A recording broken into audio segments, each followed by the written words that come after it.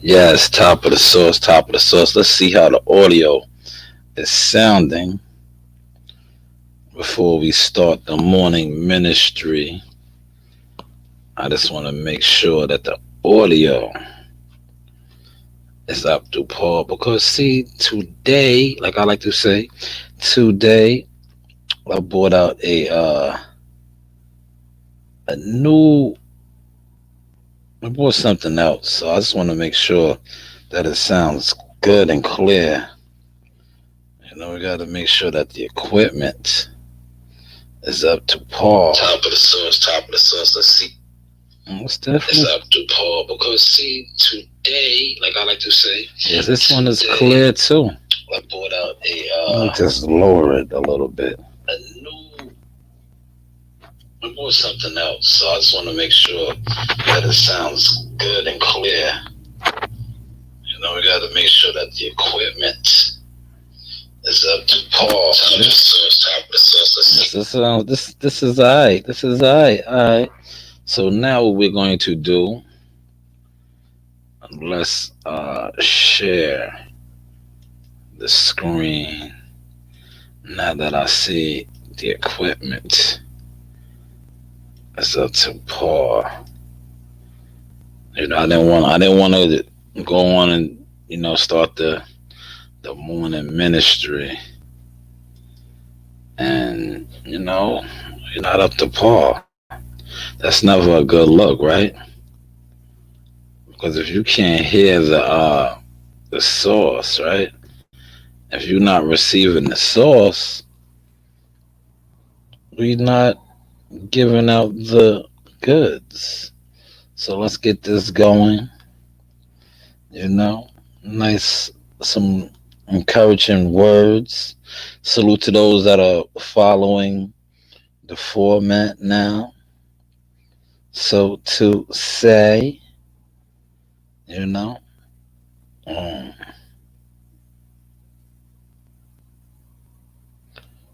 let's go here first.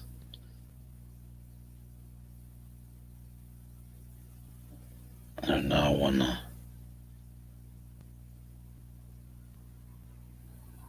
This is the Bible in 1 year, day 27. How to stay on track. Pippa and I love to go for walks. Not so long ago, we went for quite a long walk on the South Downs. Neither of us have a very good sense of direction, and we'd forgotten to take the map. Somehow we managed to wander off the track, and we ended up on someone's farm. It was one of the shortest days of the year, and soon the light started to fade. It seemed that the only way to get back to where we'd parked the car was to cross a field occupied by a large herd of cows. As we approached them, some surrounded us in an overly friendly fashion, blocking our way, while others took off in fright and started charging round the field. Fearing that we were going to be mown down into the mud by terrified cows charging at us, Pippa had exceeded her desired length of walk. Darkness was falling, and we seemed to be nowhere near a track. Things were not looking good. Thankfully, we managed to find a path leading us back. It was such a relief. For future walks, we decided we would definitely take a map and stick to the route. Staying on the track proves much better for being able to relax, talk together, and for our relationship generally. In the Bible, the image of God's tracks is frequently used. Tracks that lead to life. Determined to stay on God's tracks. David says, "My feet have held closely to your paths, to the tracks of the one who's gone on before." The Hebrew word for paths literally means wheel tracks. David is absolutely determined to stay on God's tracks. In order to stay on God's tracks, you need to watch first your heart, what you think about. Though you probe my heart, though you examine me at night and test me, you will find I have planned no evil.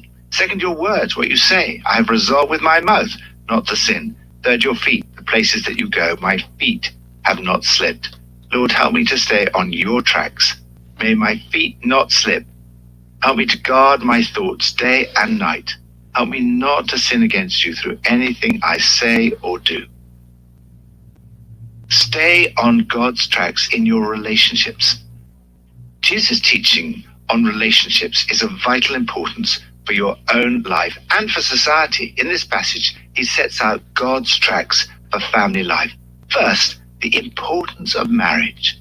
The Pharisees asked Jesus about divorce, but he replies by speaking about marriage. He goes back to the creation account. Jesus quotes from Genesis,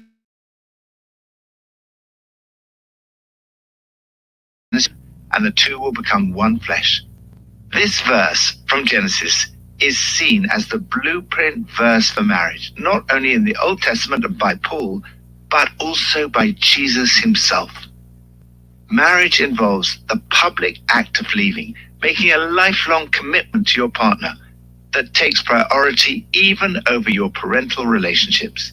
It involves being united with one's partner. The Hebrew word means literally glued together, not just physically and biologically, but emotionally, psychologically, socially, and spiritually.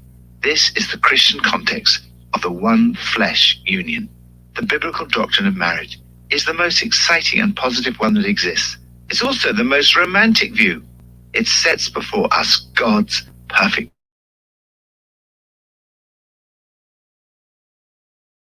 The Pharisees persist with their questions about divorce.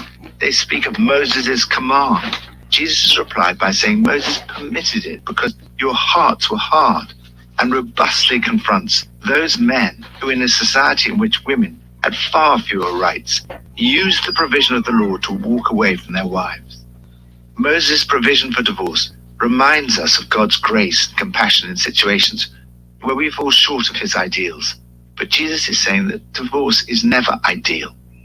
Many of those who've experienced the pain of a broken marriage will identify with Job's description of his suffering in today's Old Testament passage. We need to do all we can to guard marriages, ours and others. I strongly encourage every couple in our church to do the marriage course and do all we can to comfort those who've been divorced, not by casting blame like Eliphaz. Third, calling to singleness. Jesus speaks of 3 types of singleness. First, some were born that way and never give marriage a thought. Second, there is involuntary singleness, those who never get asked or accepted. Third, there is voluntary singleness, those who decide not to get married for kingdom reasons. Singleness can be temporary or permanent, but it is never regarded in the New Testament as second best. Both marriage and singleness are high callings, and according to the New Testament, there are advantages and disadvantages to both. Fourth, priority of children. The words of Jesus challenged the attitude of many of his contemporaries towards children. In ancient societies, children were often kept on the periphery of society. To use an old-fashioned British saying, they were to be seen but not heard. God's tracks are very different. Jesus places hands on the little children and prays for them. When the disciples feel that Jesus should not be distracted by them, Jesus replies, "Let the little children come to me and do not hinder them, for the kingdom of heaven belongs to such as these." He demonstrates the high priority children should have in our lives. As parents, it's very important to prioritize our children and not to see them as distracting us from our work or ministry. As a church, we need to see that our children and youth have priority in terms of resources and facilities, because the kingdom of heaven belongs to them as much as anyone else. They are not only the future of the church, they are the church. Lord, help us, both in our personal lives and as a society, not to wander off your tracks for family life. I pray for your blessing on all those working to strengthen family life. Stay on God's tracks. I'm so thankful for my friends who've helped me stay on track. However, sometimes it's possible even for our friends to misunderstand or get things wrong. In this passage, we see a contrast between Job, who helped others stay on tracks, and Eliphaz, who was no help to Job. Sometimes people ask, is every word in the Bible true?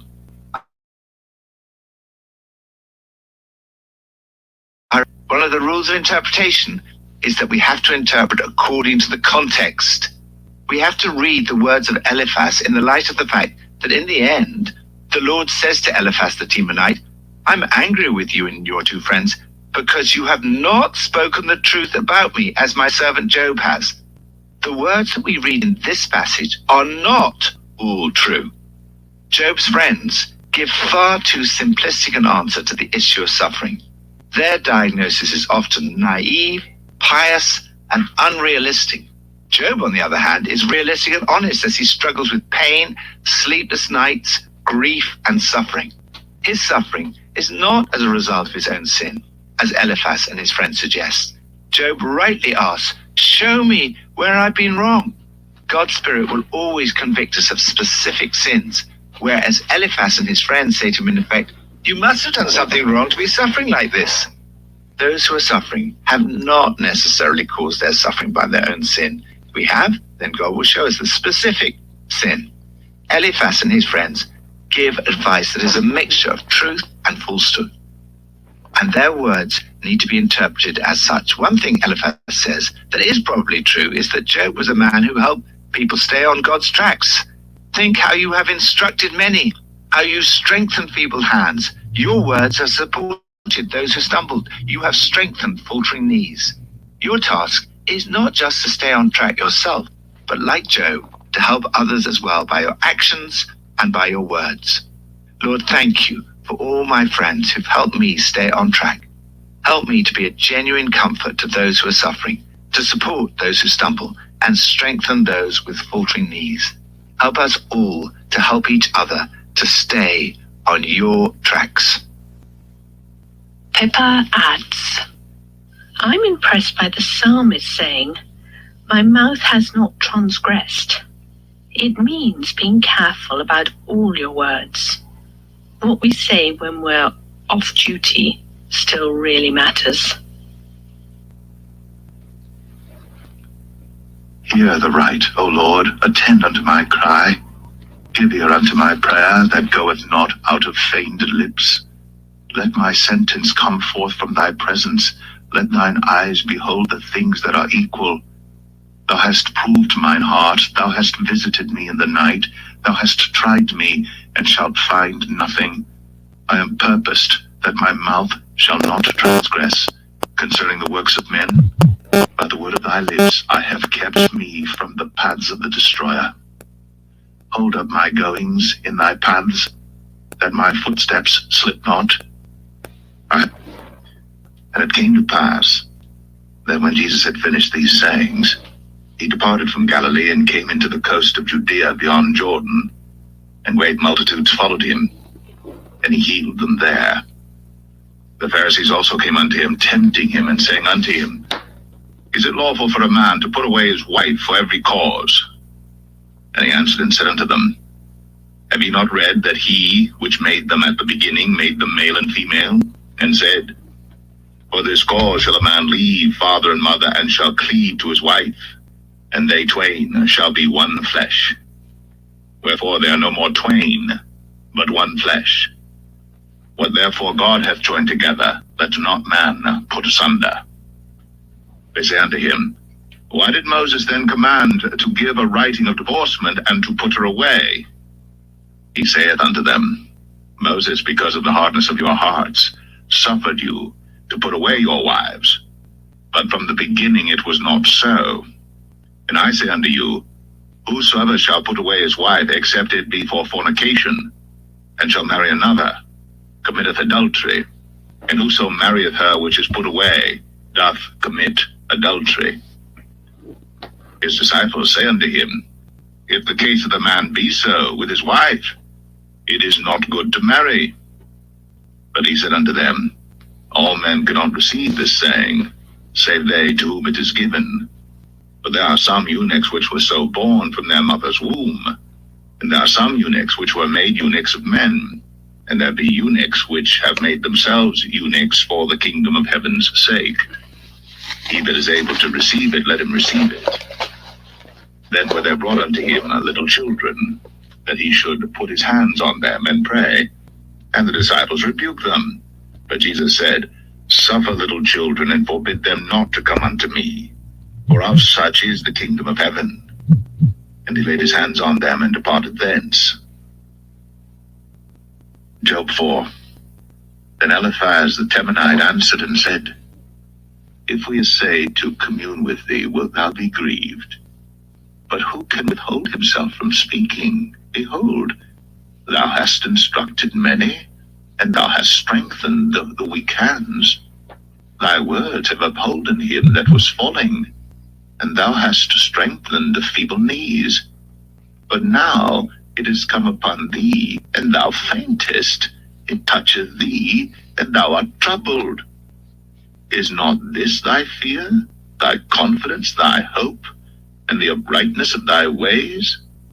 Remember, I pray thee, whoever perished being innocent, or where were the righteous cut off? Even as I have seen, they that plow iniquity and sow wickedness reap the same. By the blast of God they perish, and by the breath of his nostrils are they consumed. The roaring of the lion, and the voice of the fierce lion, and the teeth of the young lions are broken. The old lion perisheth for lack of prey, and the stout lion's whelps are scattered abroad. Now a thing was secretly brought to me, and mine ear received a little thereof, in thoughts from the visions of the night, when deep sleep falleth on men. Fear came upon me, and trembling which made all my bones to shake. Then a spirit passed before my face. The hair of my flesh stood up, it stood still, but I could not discern the form thereof. An image was before mine eyes. There was silence, and I heard a voice saying, Shall mortal man be more just than God? Shall a man be more pure than his Maker? Behold, he put no trust in his servants, and his angels he charged with folly. How much less in them that dwell in houses of clay, whose foundation is in the dust, which are crushed before the moth. They are destroyed from morning to evening. They perish forever, without any regarding it. Doth not their excellency which is in them go away? They die, even without wisdom.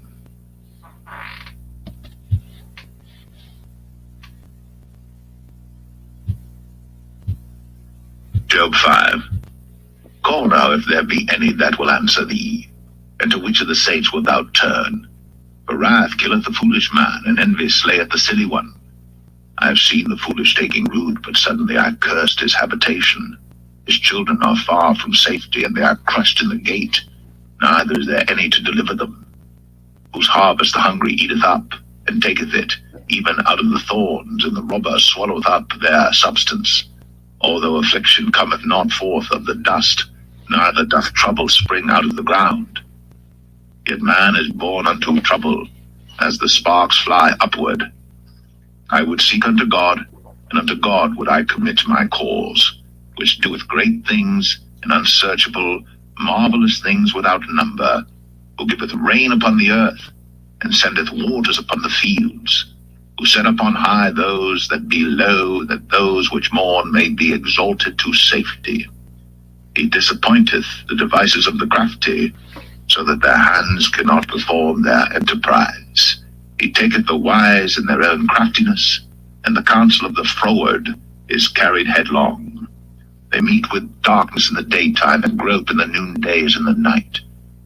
But he saveth the poor from the sword, from their mouth, and from the hand of the mighty. So the poor hath hope, and iniquity stoppeth her mouth. Behold, happy is the man whom God correcteth.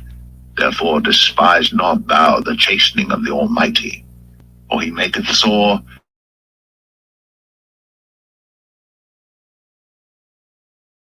thee in 6 troubles, yea, in 7 there shall no evil touch thee.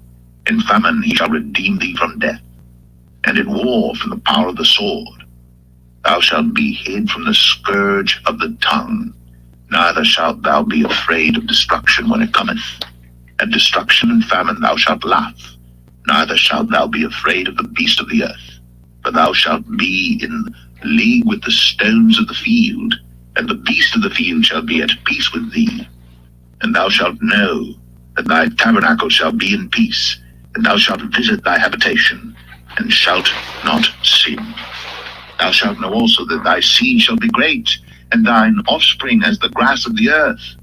Thou shalt come to thy grave in a full age, like as a shock of corn cometh in. in his season. Lo, this, we have searched it, so it is, hear it, and know thou it for thy good.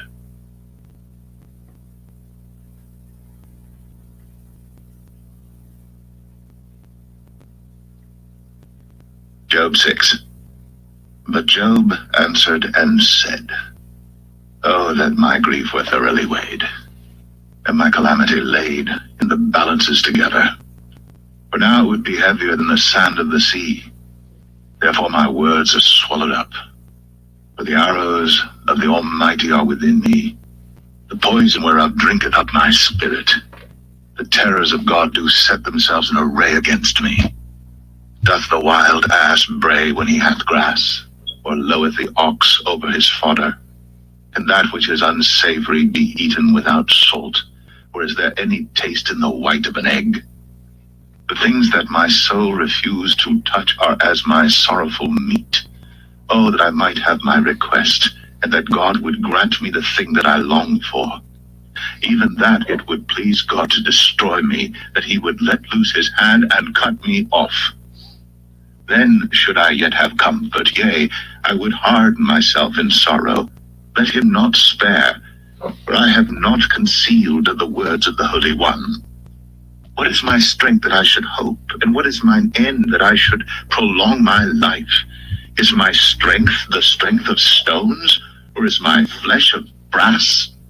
Is not my help in me, and is wisdom driven quite from me? To him that is afflicted pity should be shown from his friend, but he forsaketh the fear of the Almighty. My brethren have dealt deceitfully as a brook, and as the stream of brooks they pass away, which are blackish by reason of the ice, and wherein the snow is hid. What time they wax warm, they vanish. When it is hot, they are consumed out of their place. The paths of their way are turned aside. They go to nothing and perish. The troops of Tema looked. The companies of Sheba waited for them. They were confounded because they had hoped. They came thither and were ashamed. But now ye are nothing. Ye see my casting down and are afraid. Did I say, bring unto me, or give a reward for me of your substance, or deliver me from the enemy's hand, or redeem me from the hand of the mighty? Teach me, and I will hold my tongue, and cause me to understand wherein I have erred. How forcible are right words! But what doth your arguing reprove? Do ye imagine to reprove words, and the speeches of one that is desperate, which are as wind? Yea, ye overwhelm the fatherless, and ye dig a pit for your friend. Now therefore be content, look upon me, for it is evident unto you if I lie. Return, I pray you, let it not be iniquity. Yea, return again, my righteousness is in it. Is there iniquity in my tongue? Cannot my taste discern perverse things?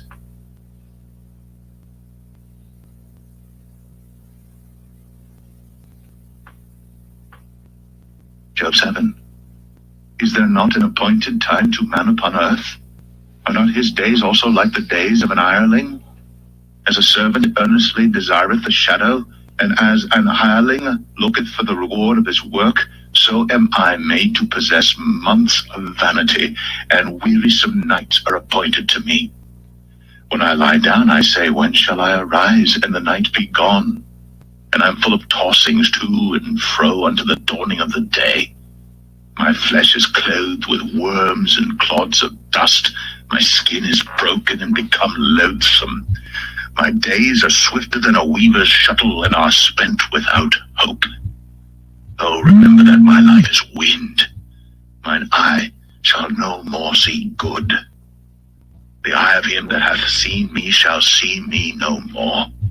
Thine eyes are upon me, and I am not. As the cloud is consumed and vanisheth away, so he that goeth down to the grave shall come up no more. He shall return no more to his house, neither shall his place know him any more. Therefore I will not refrain my mouth. I will of my soul. Am I a sea or a whale that thou settest a watch over me? When I say my bed shall comfort me, my couch shall ease my complaint, that thou scarest me with dreams and terrifiest me through visions, so that my soul chooseth strangling and death rather than my life. I loathe it. I would not live always. Let me alone for my days of vanity. What is man that thou shouldst magnify him, and that thou shouldst set thine heart upon him, and that thou shouldst visit him every morning and try him every moment? How long wilt thou not depart from me, nor let me alone till I swallow down my spittle? I have sinned. What shall I do unto thee, O thou preserver of men? Why hast thou set me as a mark against thee, so that I am a burden to myself? And why dost thou not pardon my transgression and take away my iniquity? For now shall I sleep in the dust, and thou shalt seek me in the morning, but I shall not be.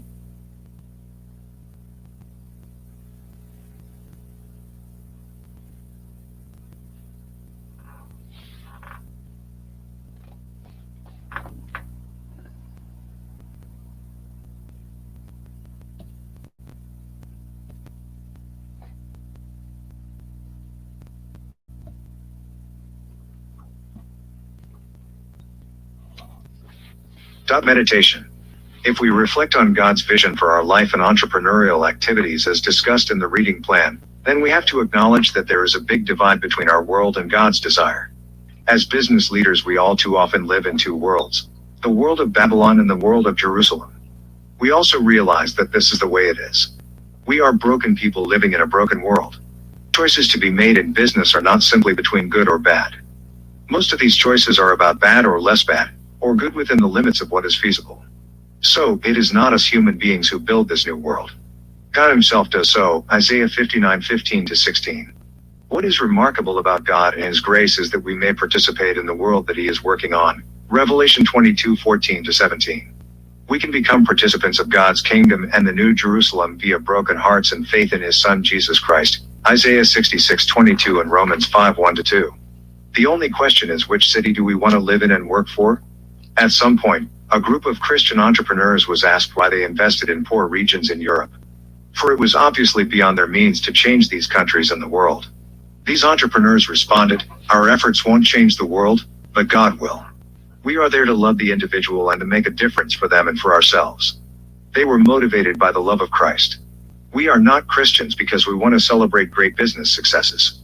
We are Christians because we are attracted to something that is bigger than ourselves.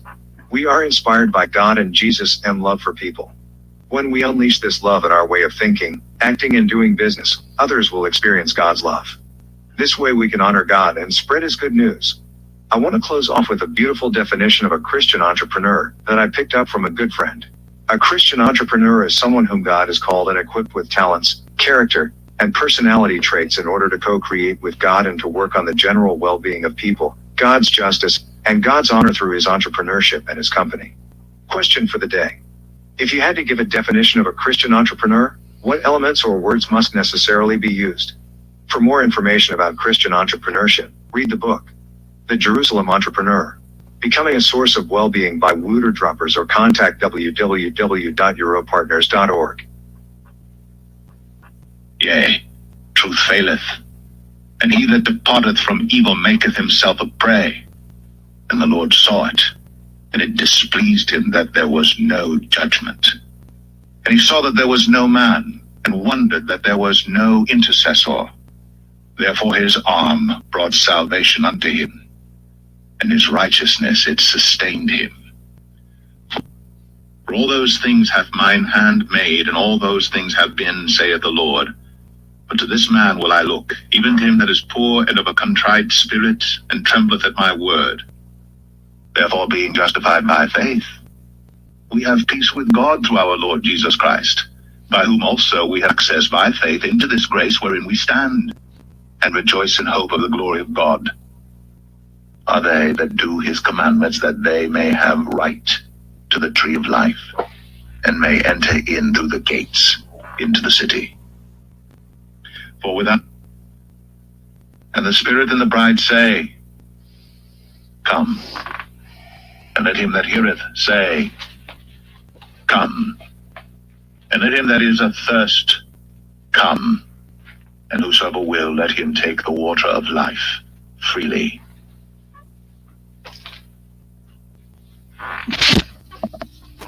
Yes, that concludes the Morning Source Ministry programming. Today we have a lot on tap for you. Boxing, basketball, maybe some more ministry source.